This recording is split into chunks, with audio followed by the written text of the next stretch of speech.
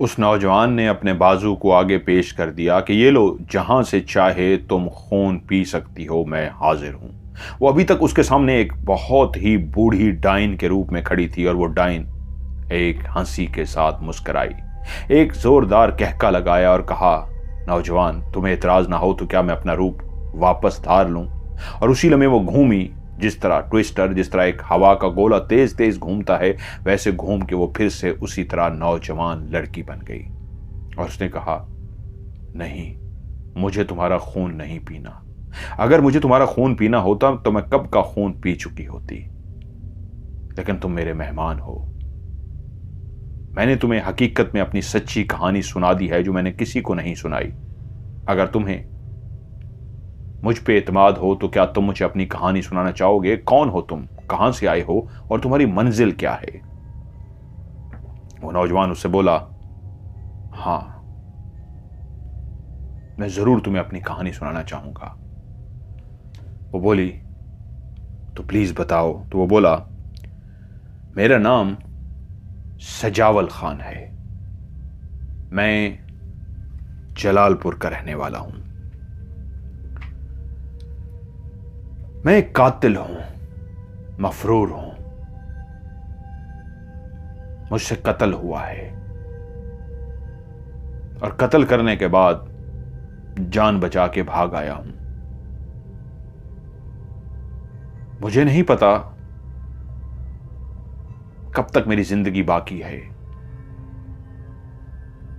लेकिन कातिल की सजा सजाए मौत होती है। तो मैं कई रास्तों से भटकता हुआ, जंगलों से, वीरानों से गुजरता हुआ, जिसको किसी मंजिल तक का पता नहीं, इस जगह तक पहुंचा तो तुमसे आमना सामना हुआ। जानता था यहां रात के टाइम कोई इंसान नहीं आ सकता। तुम्हें देख के चौंक गया था, लेकिन पता लग गया था ये कोई इंसान नहीं है, ये कोई और ही मखलूक है जो इतनी हसीनो जमील रूप के अंदर मौजूद है। लेकिन जो एक कातिल हो, जिसको जिंदगी का पता है, किसी वक्त भी मौत उसका पीछा कर रही है, उसको क्या डरना। मैं इसलिए तुमसे डरा नहीं। वो बोली, सजावल, तुम शक्ल से कातिल नहीं लगते।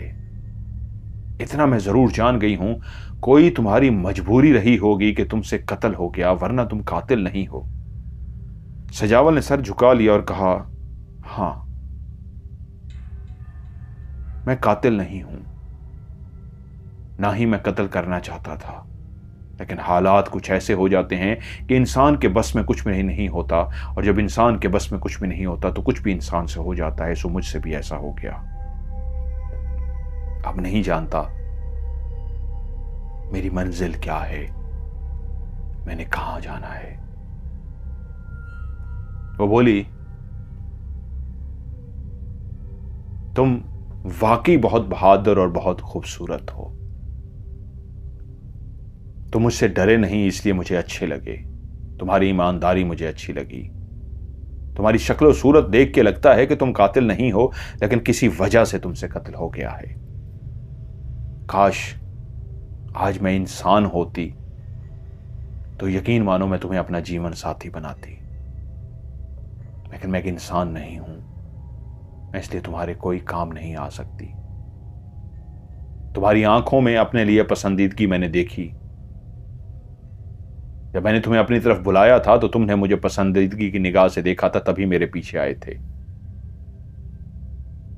लेकिन सद अफसोस, मैं इंसान नहीं हूं। 100 साल पहले इस हवेली के अंदर आबाद थी, अब इस बदरू बने हुए मुझे 100 साल हो गए हैं। तो वह नौजवान उससे बोला, मंजिल तो मुझे भी नहीं पता, लेकिन मैं अब इजाजत चाहूंगा।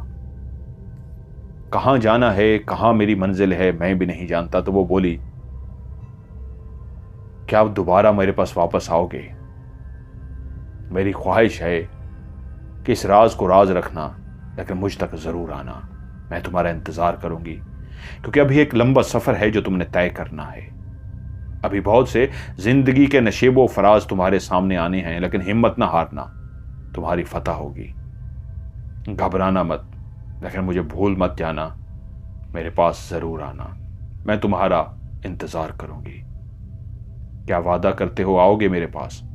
उस नौजवान ने, सजावल ने उससे कहा, हाँ वादा करता हूं, तुम्हारे पास ज़रूर आऊंगा, अगर हालात ने मुझे इजाज़त दी तो। मर गया, जेल चला गया तो फिर शायद ना आ सकूं। जिंदगी ने अगर मोहलत दी, आज़ाद हुआ तो ज़रूर आऊंगा, ये तुमसे वादा है। सजावल ने उससे वादा लिया और उसके बाद वो उससे खुदा हाफिज करके बाहर निकल आया।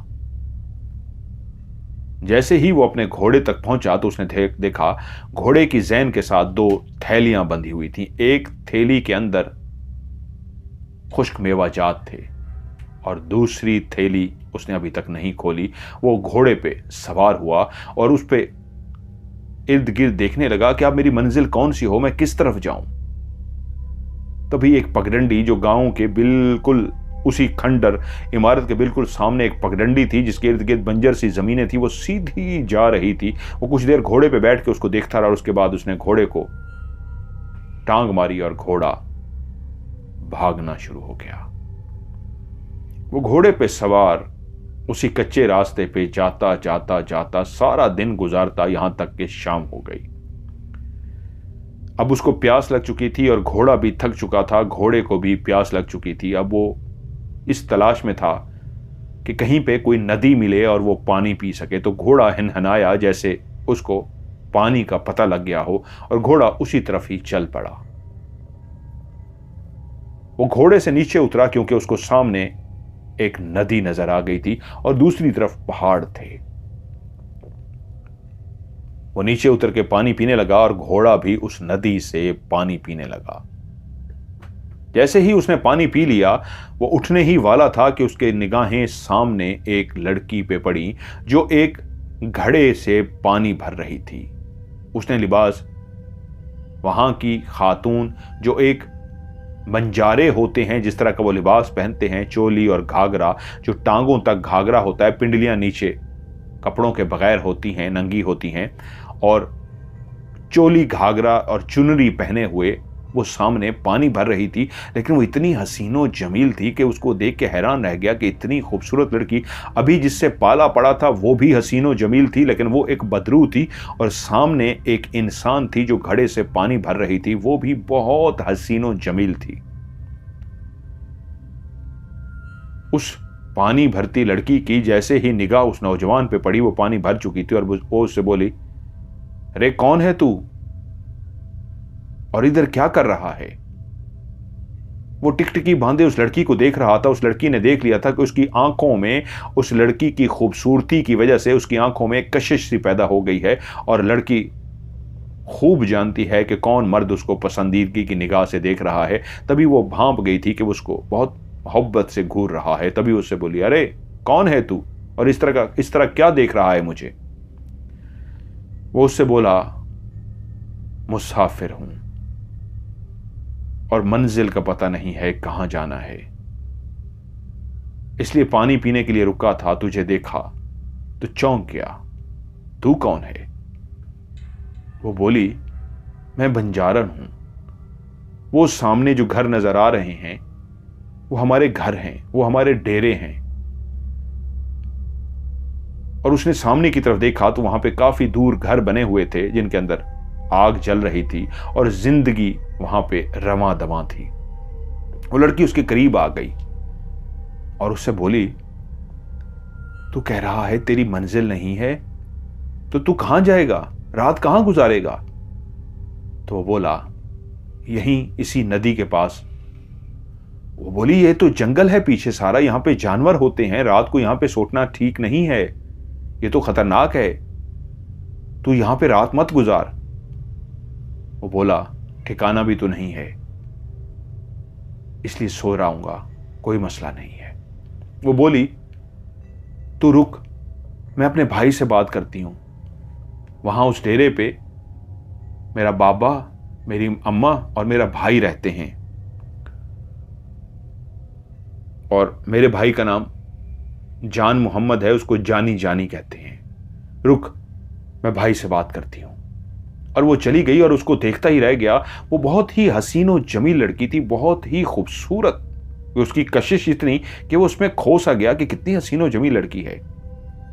उस लड़की ने घड़ा उठाया, घड़े अपने सर पे रखा और घड़ा उठा के चलती हुई अपने घर की तरफ चली गई। और वो वहीं पे ही घोड़ा दरख्त के साथ उसने बांध दिया और घास जो उस नदी के किनारे उगी हुई थी उस घास पे लेट गया और फिर से उन तमाम बातों को सोचने लगा कि कहाँ से चला, कहाँ पहुंचा और कैसे एक खंडर के अंदर एक बदरू से मुलाकात हुई, जिस बदरू को देख के उसके जिस्म में ऐसी खूबसूरती कि उसकी आंखों में उस बदरूह के लिए एक मोहब्बत का अंसर आ गया था। और वो उसको ऐसी निगाहों से देख रहा था कि जैसे वो चाहता था इस बदरूह को अपने करीब कर ले। लेकिन वो बदरूह बोल पड़ी थी कि मैं जानती हूं कि तू मुझे अपने करीब करना चाहता है, लेकिन मैं तेरे काबिल नहीं हूं। और तभी वो चौंका था और उससे बोला था कि तू मेरे काबिल क्यों नहीं है। तभी उसने उसको वो सुनाया था कि मैं अब इंसान नहीं, एक बदरू हूं। और फिर उसको उसकी सारी कहानी याद आ गई और ये भी याद आ गया कि उसने वादा करके आया है कि जिंदगी ने मोहलत दी तो उससे मिलने आएगा। और घोड़े की तरफ देखा तो वो दोनों पोटलियां उस जैन के अंदर छुपी हुई थी कि जाते हुए उसने उसको 2 पोटलियां दी थी। एक पोटली के अंदर खाने पीने का सामान था, खुश्क मेवाजात, और दूसरी में भी शायद खाने पीने का सामान था। क्या था उसने देखा नहीं था। वो उसी तरह लेटा इन बातों में ऐसा महव था कि 2 लोग उसके करीब आके खड़े हुए तो उसको पता तक ना लगा कि एक इंसान की उसको आवाज सुनाई दी। वही लड़की जो कुछ देर पहले उसके पास थी वो फिर से बोली, ए बाबू, मेरा भाई आ गया। और वो चौंका और उठकर बैठ गया। उसने देखा सामने वही लड़की खड़ी है और साथ में एक और लड़का सांवले रंग का उसके साथ खड़ा है। दोनों के कलर में बहुत ज्यादा डिफरेंस था। वो गोरी चिट्टी थी और वो सांवले कलर का था। वो उससे बोला, मेरा नाम जान मोहम्मद है, मुझे जानी कहते हैं। तेरा नाम क्या है?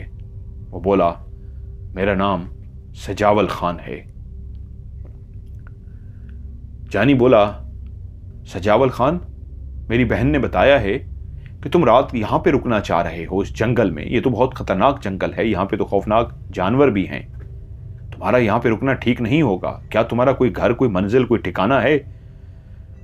वो बोला, नहीं, मेरी कोई मंजिल, मेरा कोई ठिकाना नहीं है, इसलिए रात यहीं गुजारना चाहता हूं। वो बोला, अगर तुम्हें एतराज ना हो तो तुम आज रात हमारे पास रुक सकते हो। सुबह तुम जाना चाहो तो जा सकते हो, बुरा ना मानो तो हमारे गरीब खाने पे तशरीफ ले चलो। उसने कहा, ठीक है। उसने अपने घोड़े को साथ लिया, घोड़े की लगाम हाथ में पकड़ी और पैदल चलता हुआ उन दोनों के साथ उस बस्ती की तरफ जाने लगा। उस बस्ती के अंदर जहां पे हर तरफ आग जल रही थी। और उस नौजवान को घोड़े के साथ, जो एक शानदार घोड़े हाथ को में पकड़े हुए, एक शानदार लिबास पहने हुए, और उसकी वजाहत, उसका चलना, उसका हुस्न, वो वाकई एक कमाल शख्स था।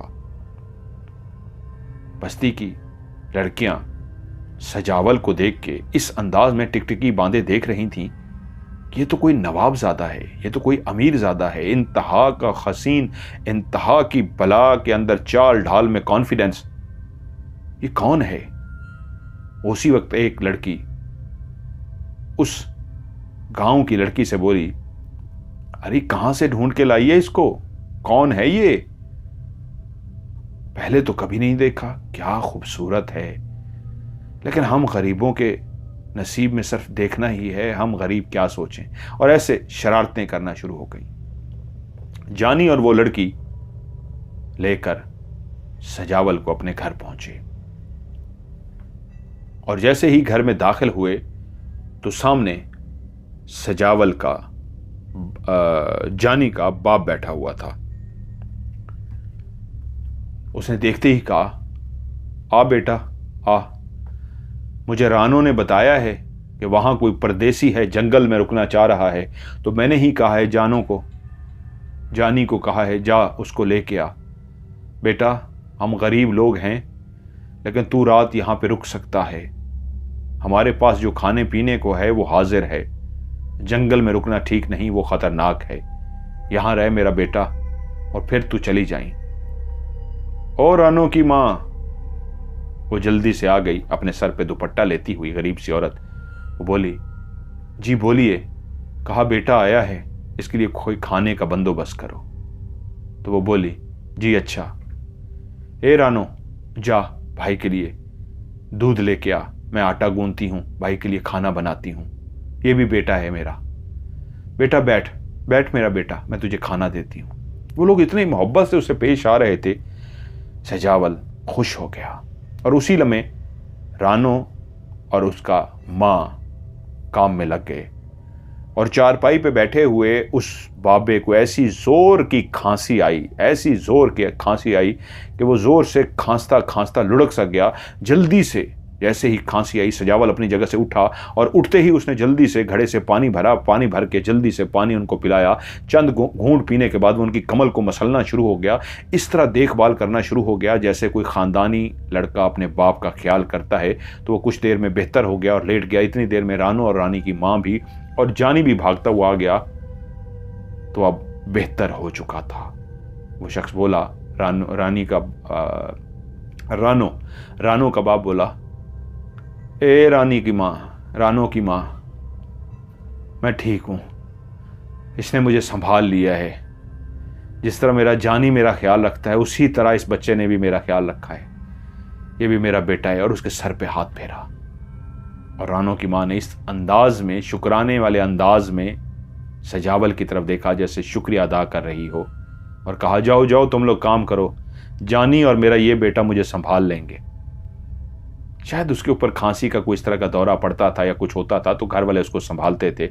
और अभी सजावल ने उसको जिस तरह मोहब्बत से पानी पिला के, उसकी कमर को थप के, उसको हौसला दे के लिटा दिया था, तो बाबा बहुत खुश हो गया था।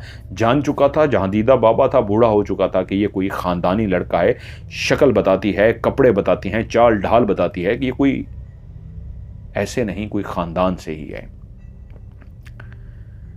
रात हुई, उन्होंने बैठ के दूध रोटी खाना जो खाया और उसके बाद उसको सोने के लिए जगह दे दी। घोड़े को बांध दिया गया था और रात का पहर सजावल अपने बिस्तर पर लेटा था कि उसी लम्हे उसको आवाज हो, एक खटका सा महसूस हो। एकदम से जाग गया क्योंकि चौंक जाता था खटके से। देखा रानो उसके पास खड़ी है। वो एकदम से उठ के बैठ गया और कहा, क्या हुआ रानो, सब खैरियत? तो बोली कि मैंने कहा पूछूं, आपको पानी तो नहीं चाहिए, कोई चीज की जरूरत तो नहीं है, इसलिए मैं पूछने आई थी। उसने कहा नहीं, अभी तो मुझे कुछ नहीं चाहिए। तो रानो से देख के बोली, बाबू सुबह तो शायद चला जाएगा, लेकिन जब तू वहां पे मैंने तुझे देखा था, तुझे देख के मुझे पता नहीं क्यों अपनायत सी महसूस हुई थी। तू जैसे अपना अपना सा है, इसलिए मैं भाग के गई थी, भाई को ले आई। वरना कौन इस तरह कोई गैर बैठा हो उसके अपने घर लेके आता है। पता नहीं क्यों तुझे देख के लगता है तू अपना अपना सा है, तू गैर नहीं है, तेरी आंखों में हवस नहीं है।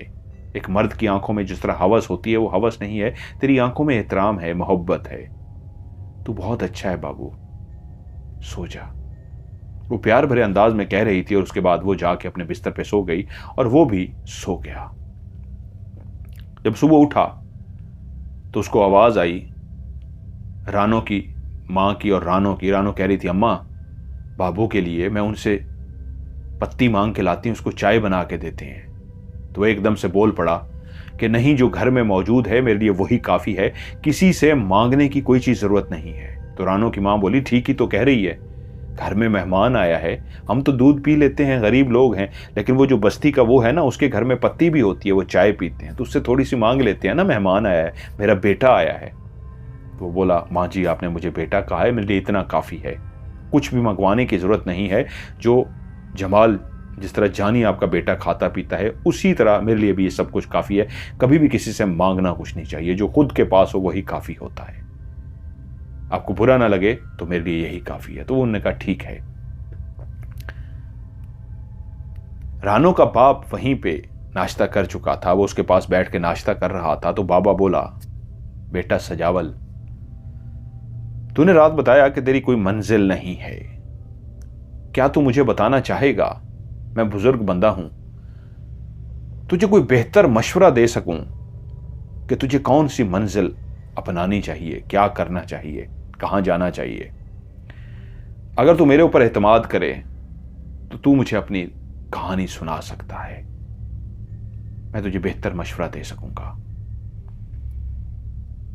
सजावल जो एक कातिल था, जो एक कत्ल उससे हो गया था और जो मफरूर था, वो कुछ देर सोचता रहा और उसके बाद बाबा के सामने बैठ गया और उसने कहा, हाँ बाबा, मैं आपको अपनी जिंदगी की कहानी सुनाता हूं।